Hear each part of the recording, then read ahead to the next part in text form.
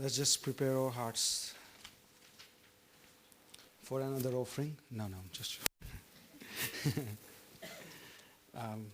it'll be Dothan. Therefore he sent horses and chariots and a great army there, and they came by night and surrounded the city. And when the servant of the man of God arose early and went out, there was an army surrounding the cities with horses and chariots. And his servant said to him, Alas, my master, what shall we do? So he answered, Do not fear, for those who are with us are more than those are with them. Amen. And Elisha prayed and said, Lord, I pray, open his eyes that he may see. Then the Lord opened the eyes of the young man, and he saw. And behold, the mountain was full of horses and chariots of fire all around Elisha. So when the Syrians came down to him, Elisha prayed to the Lord and said, Strike these people, I pray, with blindness. And he struck them with blindness according to the word of Elisha. Now Elisha said to them, This is not the way, nor is this city. Follow me, and I will bring you to the man whom you seek. But he led them to Samaria. Now it was when they had come to Samaria that Elisha said, Lord, open the eyes of these men that they may see. And the Lord opened their eyes, and they saw. And there they were inside Samaria. Now when the king of Israel saw them, he said to Elisha, My father, shall I kill them? Shall I kill them? But he answered, You shall not kill them. Would you kill those whom you have taken captive with your sword and your bow? Set food and water before them, and they may eat and drink and go to their master. Then he prepared a great feast for them, and after they ate and drank, he sent them away. And they went to their masters, so the bands of Syrian raiders came no more into the land of Israel. Deuteronomy chapter 20 verse 1 says, When you go out for battle. For Israel, it wasn't a choice. For Israel, it wasn't an option.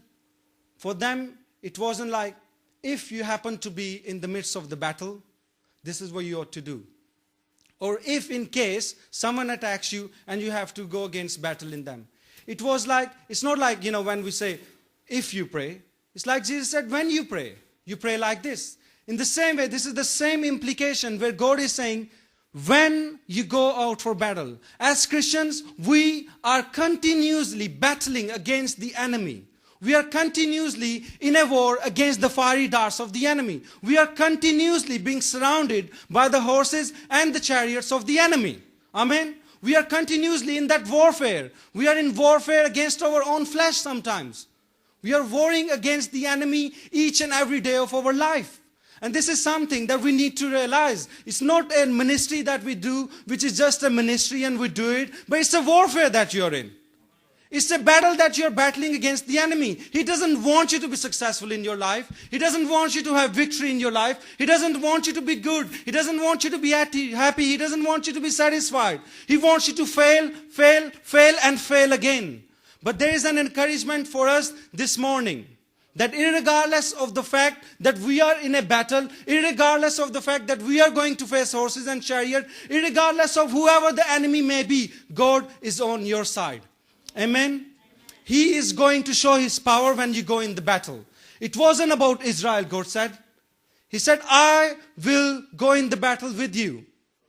In Deuteronomy it says, I will go in the battle with you. For the Lord your God is going to be in a battle with you. It's not about you and me. It's not about what we can do. It's not about how we can do. It's about what God will do through you and me. But the problem that we face is this. Is the problem of the servant. The servant woke up in verse 14 of 2 Kings chapter 6 verse 14. The Syrian king is battling against Israel. Elisha keeps revealing his plans to the king of Israel. Imagine you are Elisha or you are the king of Syria, whatever category you want to put yourself in. You're going to battle against Israel. And Elisha reveals your plan. You see, God was working in the life of Israel through Elisha. They didn't even have to prepare for the battle. The word was coming through the prophet, through the man of God, that he's coming from this side, he's coming from this side. He's attacking you from this side, he's attacking you from this side. to make it more clear, I just want to explain something about this game called Risk. Can I see your hand if you know how to play Risk? There's a fair number of people. Can I see your hand if you even have heard the name Risk, the game? Okay, so there are a fair number of people. So more or less everyone knows. And if not, you will know. It's a game. It's a board game. I love it. In fact, I learned it from Pastor Mike, so you can't complain. He's a fanatic about Risk. I'm a fanatic. Pastor Johnny here is another fanatic. Mick is another fanatic. Haroon over there is a fanatic. His missus is a fanatic. My fiancé is a fanatic.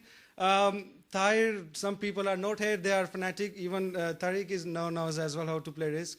Some people know that, there's Risk going on every Sunday evening, if you didn't know. It's undercover, but every Sunday evening there's a Risk club in the church as well that you can join. It's a game. It's a strategic game. It's a board game like Monopoly or chess or something.